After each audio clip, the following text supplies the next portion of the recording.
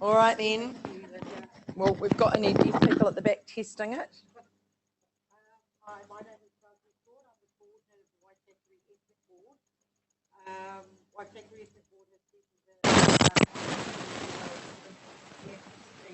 that are volunteers and are quite passionate about what's going on in the West, and they would like to have their voices heard, like such as the Health Board, such as the Council, and different government agencies.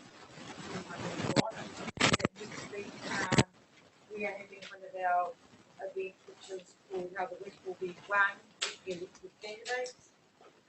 Quite a few of the elected candidates are out west, from Newland, Gantry and Amara, of all the different parties, and we're there this Wednesday at Thursday at the council chambers at 6:15 p.m. So it's totally free, and you can ask these candidates if you've got any questions, you can usually ask them if you'd like. Please make an effort to share our Facebook page and thank you.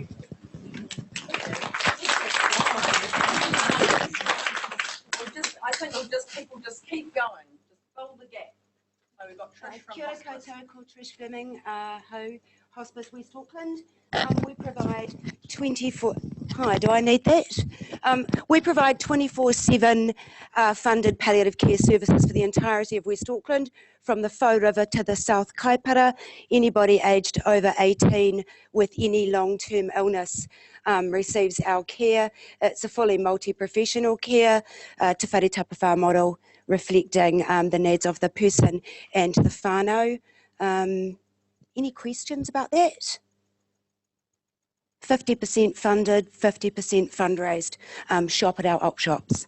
Thank you. Don't be shy. Yeah, if I start singing.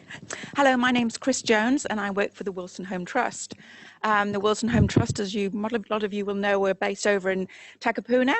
The Trust, I don't know, a lot of you probably won't know, we support physically disabled children, young people from the Turangi to the top of the North Island. We support through a grant scheme system, information and support. And my colleague couldn't be here today because we're actually having a holiday program over at North Shore today for our beneficiaries. So just very quickly, we do have emergency grant funding for our families, which has been used a lot recently. And as I say, it's for physically disabled children under the age of 22 that we can support. So if you know any families, then please send them my way, and I have some brochures. Thank you very much for that.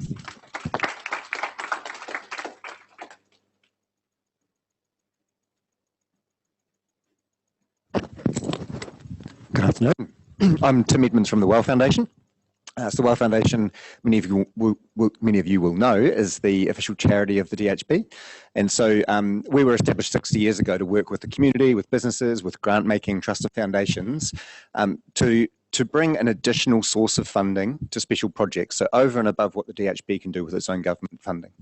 And so over time, we've worked on a range of projects. Just yesterday, we received the final $400,000 towards the $5 million that we have fundraised for the new special care baby unit, which is, yeah, exciting, isn't it? So that's been a labour of love for us for many years, and many of you in the room have been supporters of that. Linda's been an incredible champion for a lot of our efforts in the community. But yeah, to achieve that $5 million in the bank before the build starts is phenomenal, and so thank you for all the support that you have provided to that project. Similarly, we work with lots of other people in the community. I did want to say we're also involved with the primary birthing unit, and wanted to tell you about that, but I rabble on too much, so I'll leave it at that. Cheers.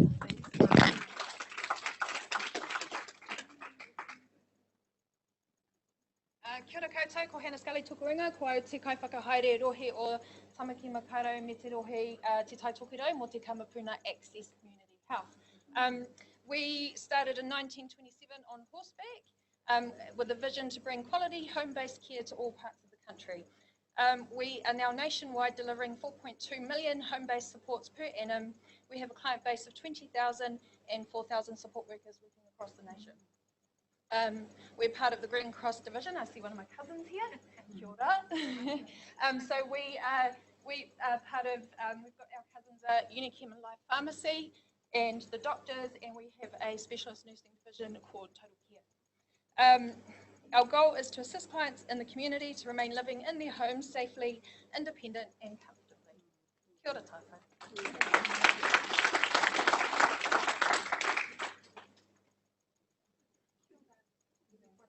I'm Tilly Oliver and I'm the president of the Te Aratu Māori Women's Welfare League. I want to acknowledge Whaia Awa Hudson, who is a lifetime member out at Rānui. Tēnā koe Whaia. Just to give you a quick history, 1951 was when our league was incepted down in Wellington. We've since, and the kaupapa behind that was to take care of Māori issues in and around urbanisation sprawl. From our families that left their papakaingas, and it was to help them out with social issues that they were experiencing in urbanisation, housing, education, primarily in hauora most, at most needs. So forward 69 years this month, Te Aratu has a branch that operates out of the Te Aratu Community Centre. So we're all volunteers, we all work full-time, well, yes, the bulk of us do. So it's on a voluntary basis where we advocate for good health for our people. So I want to hand it over to Mary Kay, who's advocating our hauora plan, and also have Ngāroi Mata Reid, who is present from the, she's our area, Tamaki Makaurau area president. Kia ora. And bell ringing. Just like you good girls, we also give support to our community, and we do so by empowering our wahine Māori and our whānau to reach their goals and their aspirations. Love to meet you all, have a kōrero with us, to know more about what we can do, but also learn what you're doing in the community and the support services that you offer, because we offer our community the same. Kia ora. 20 years ago, I used to work for the Waitakere Community Council, so I see some familiar faces. The organisation's the same, but the faces are all new. One of the things that occurred for us during COVID, because St Margaret's is in our area, Taranaki Peninsula, that was of huge concern to us, and so we wrapped around our kaumātua queer who are in the community, and there's about 15 to 20 of our kaumātua queer that live in Te Aratu at the moment, so it was essential that we wrapped around them and ensured they had everything that they could, that they weren't on their own, because that was actually quite frightening for them, especially when, on Beach Road, St Margaret's is so close, the hospice is there, and our kaumātua queer were regular visitors to those areas, so it was a real concern, so it was great to just update them and support them and cope with them during that time. Hello,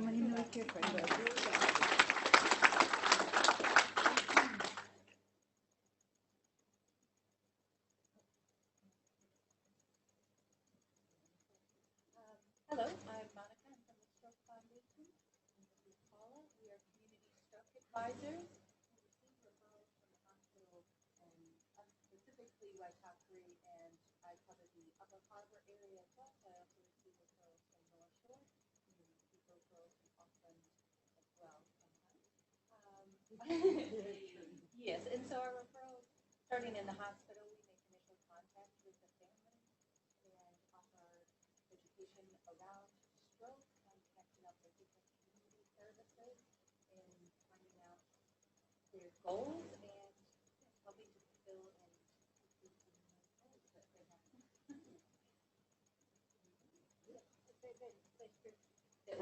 We'd also like to say we're very happy with the partnership that we have with Waitakere Hospital. We get our clients from there. Anybody who's had a stroke comes on to our database. Oh, actually, sorry. We do have, the Stroke Foundation has created our own Stroke Foundation Life After Stroke Support Group Facebook page. It's quite the mouthful.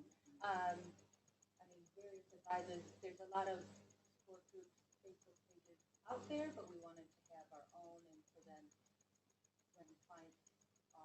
on Facebook, or their family members are more than welcome to join. And so that community is slowly starting to build, and it's a good platform for us to get out different information. For instance, like the Auckland Marathon, where one of the charities.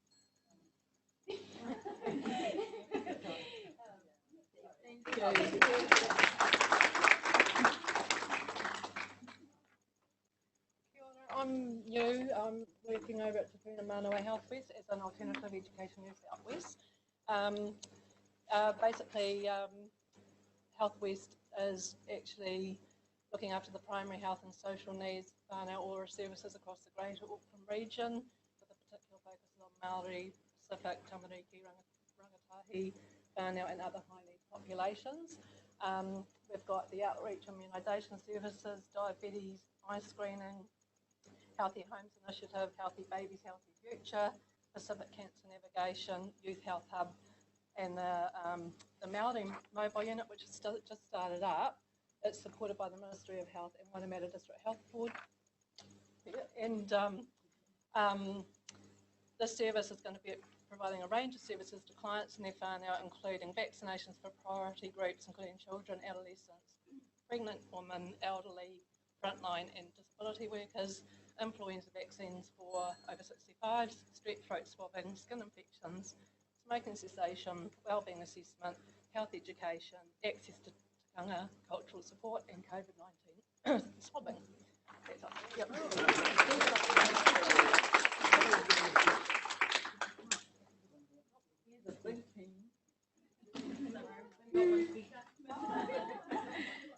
Malona everybody. My name is Anthony. So we're from the bowel screening program. We are the customers there. So basically the program is offered to people in the age group between 60 to 74. The program is currently in the Waitakere District Health Board and also County. These who are our new Auckland DHB workers, so they come into play in November. We don't just go out to the community and promote bowel cancer, bowel screening.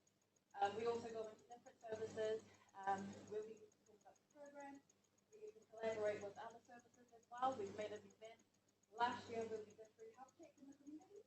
So we had the Stroke Foundation there, the Pink Caravan, and diabetes truck as well. So yeah, we do more than just promoting the bowel screening program. We want to offer more to the community. I think Neema wanted to say something too. We've got a promotion at Manoa Library Store as well. They've got a couple of their programs going up there. So feel free to come check us out, bring the kitties. We're going to have a big blow-up bowel there as well. So. Just remind them that it's not a bouncy castle. So yeah, thank you. Thank you.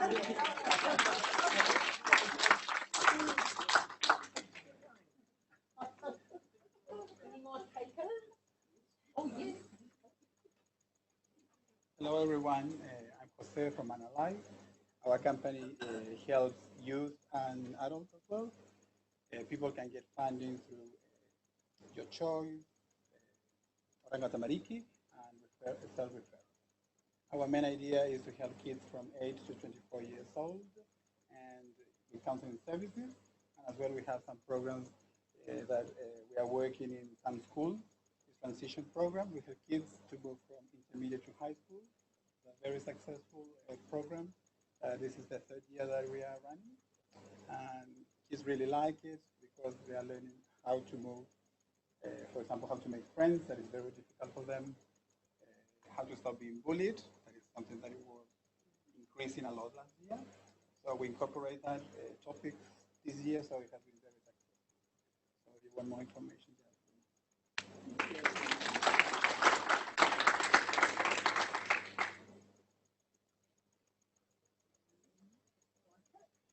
I just realised I'm going to talk about family action because I'm the chair of family action and our CEO isn't there, and we do partner with Manalai. Family action is the largest provider of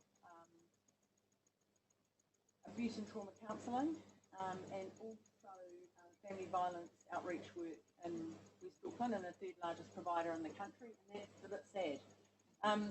But we are down in Edsall Street, but family action, we're there looking after people, particularly women and children, but we work with the whole family, we work with young people as well. We also have the change work program. So that's quite a hot topic, and we've seen a bit of a spike in family violence during these difficult times. So if people need that support, just, there's a safe web access so that nobody can search to see where you've been. If somebody needs to access us through the website, nobody can search where you've been if you've got a partner that might be looking up what you're up to. So anyway, I want to thank all of you, because it's quite a long time to sit here and concentrate, for first supporting Waitakere Health Link by coming to our AGM, and also giving us all an opportunity to hear what you are doing. It's such valuable work, and I want to commend to all of you for the fantastic work you do for our community. It is all valuable, and there's so many different facets. We're such a diverse community, it touches everything. I want to thank our DHB board members who represent us on the DHB, Sandra and Warren, all of the staff, Mark, coming along to tell us your plans. It's been really, really enlightening. It feels good to be connected in that way. So I just want to say safe travels, everybody. Stay safe and healthy, and all the rest of it. Oh, a door prize. Oh.